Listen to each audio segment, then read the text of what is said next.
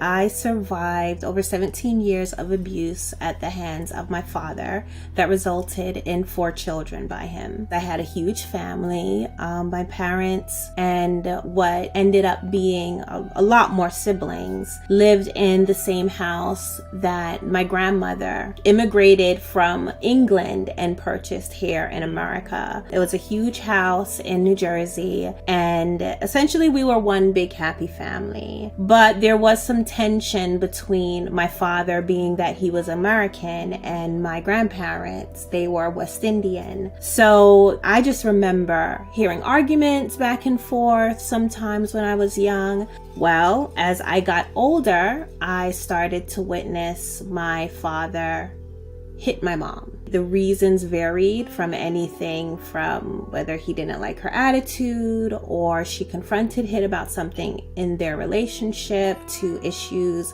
that they had with my grandparents. And that put a strain on me as a child and my relationship with my grandparents and my aunts. Then he decided that he was going to be polygamous. He was going to adopt the polygamous lifestyle, which my mom's parents were completely against. And that just caused more controversy and more tension within the family. I grew up isolated because I was also homeschooled. So along with, my father being polygamous and him delivering his children at home, he also homeschooled his children. So I did not really build social behaviors that you see more common in children that go to regular public schools or schools in general. So one day, one of my sisters was a baby. I was 8 years old. It was just before my 9-year-old birthday. My mom sent me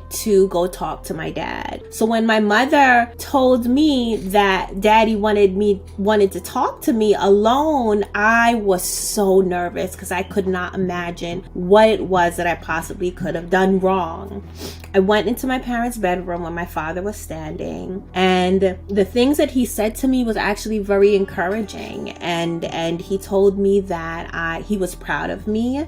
But I still wondered, well, why are we having this conversation separately? So within all of his commending and his praise, he then told me that he had to teach me how to be a woman, which I didn't understand. And he said that he had to teach me how to be a woman, he had to teach me what to do as a wife, and that all fathers did this with their daughters. Then he took me into this little back room that was a closet, and he told me to lay down. And he lifted up my dress. I didn't know what to do. He was daddy. I could not deny him. I could not fight against him. I couldn't even complain. This is how strict he was. I was so uncomfortable because from what I understood, no one was supposed to touch my private areas except mommy whenever she had to check if there was something wrong. I just closed my eyes and tried to think of other things. Like my favorite thing as a child growing up was My Little Ponies. So I just thought about My Little Ponies and tried to ironically do what my parents had told me to do whenever I had nightmares, which was to have good thoughts. He told me to get up and put up my underwear, and he hugged me. And he said that I couldn't tell anyone and that I couldn't tell mommy because she wouldn't understand. And it would make her go crazy. And I kept the secret. After that, throughout my childhood, he started coming into my room at night, almost every night, and he performed different acts on me growing up. He raped me when I was 10 years old. That was around the time that he told my mother, and that it was necessary because I had a very bad skin condition. I had allergies. I wasn't allowed to go to doctors.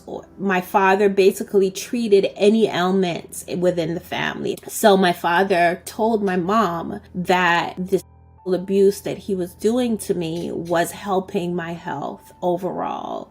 And when she told me that he had told her what he was doing to me, I asked her if at the time one of his girlfriends. Did she tell her? And the reason why I asked her this was because my father had introduced his girlfriend into me. So his girlfriend would come over, stay the night with my family. My father would get me up and he would rape me while his girlfriend with me during the time. So my mother didn't know that. So when I asked her, her name was Akua. When I asked her, did Akua tell her, her face looks like she saw a ghost? That was the first time that I witnessed her confront my father.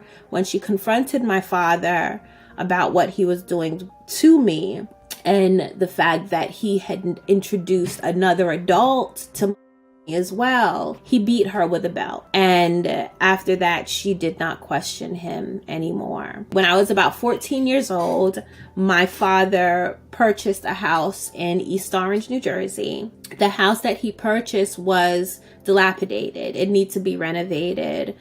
So we lived there on a construction site as we rebuilt the house. And it was during that time that I got pregnant with my first child by him. I guess it was melancholy. Like he wasn't upset, but he wasn't happy. So I don't know what was going on in his head, but when it did start stirring, because when my father's girlfriend, the same girlfriend that had me with him, found out that I was pregnant, she asked, well, is the baby going to be deformed? And that was the first time I saw him have an emotional reaction about it.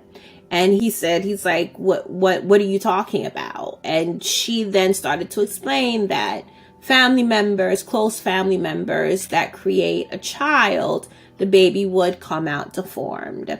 And that made him very angry. Then I had the baby. I started having labor pains, very mild labor pains. I did not know I was in labor.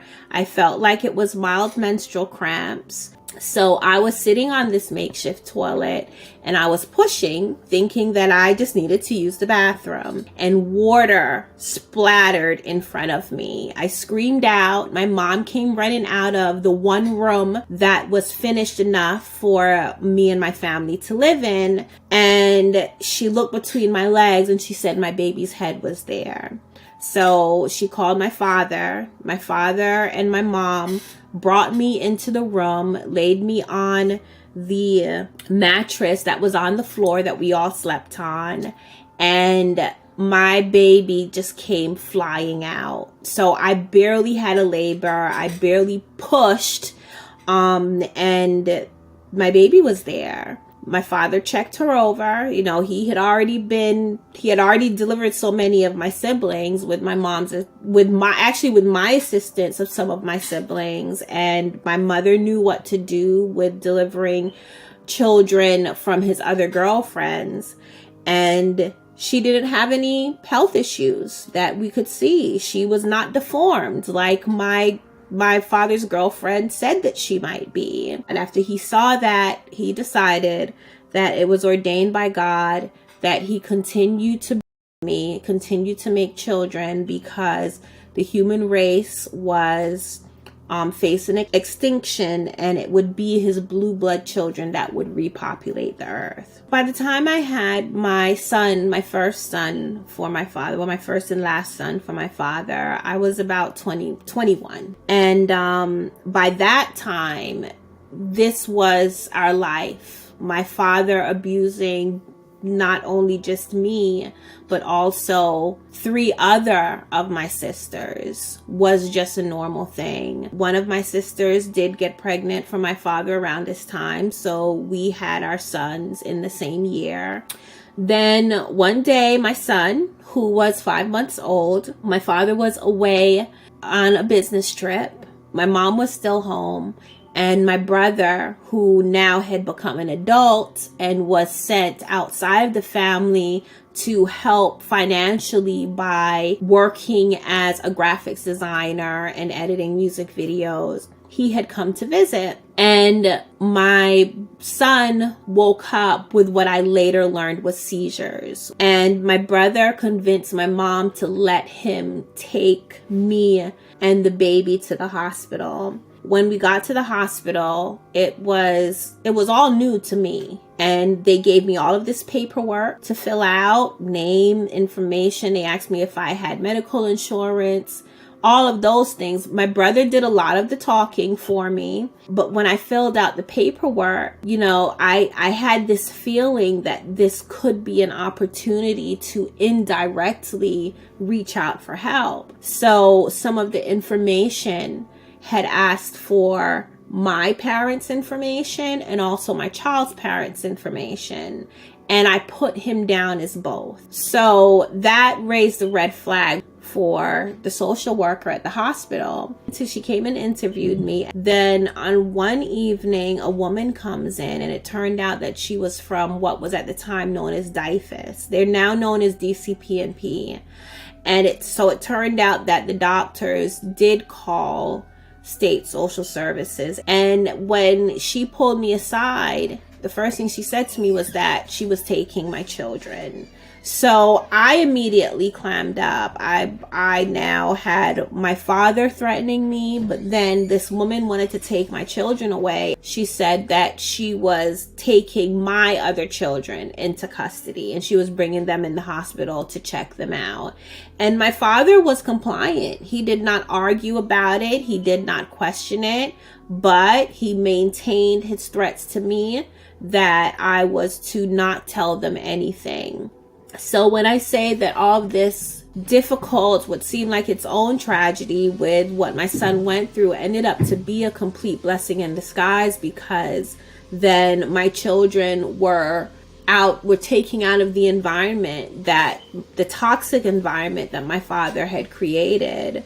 One day when my father was taking one of my younger sisters into a bedroom to her, I stood up to him. For some reason, I just burst out yelling, cursing him out. I cursed him out. I cursed my mom out, because I realized if she stood up to him way years back, if she reached out for help herself, then this would not have gotten to the point that where we were at the time. So I held her responsible as well. And I took my sister into the bedroom and locked the door. And the next morning I woke up, my dad was gone, because he didn't respond. I think he was so in shock at the time. He just sat down with me yelling at him. And after that, my mom, a friend of the family's, took my mom to report my father for domestic violence. And then a warrant was put out for his arrest. I don't know that much of the process, but essentially that's what liberated us from him. I ended up moving, so my father couldn't find me. And then my sisters and I got together and we talked about reporting him. So we decided to report him to the police. It took them a year to find him. In 2006, he was arrested while trying to leave the country. After he was arrested while trying to leave the country, he made bail, and then he showed up with a child. Part of the conditions of his bail was that he could not be around children. He showed up with, I guess, his most recent child, who was 18 months old. And the judge arrested him on the spot, and they put him in jail with, I think it was a $1 million bail, which he wasn't able to pay.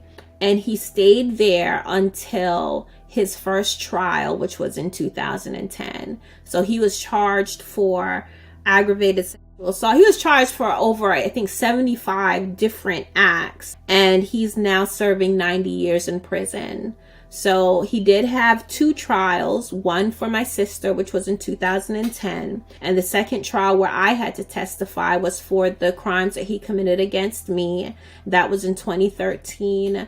So after escaping my father, getting my children back, I put myself through college. on scholarships mostly, but I graduated magna cum laude with 2 bachelor's degrees, and I speak out about these issues. I have made myself a voice for those who don't feel that they are strong enough to speak out for themselves. And I know in general, you know, most people, we focus on survivors, and justly so, because survivors have to heal in order to function in the world. But at the same time, we also have to focus on the cause of why survivors have to heal, which are the predators, which are the abusers. So my biggest message to other survivors is that though it may take time, it is possible to heal completely, and you can be healed. There is a light at the end of the tunnel.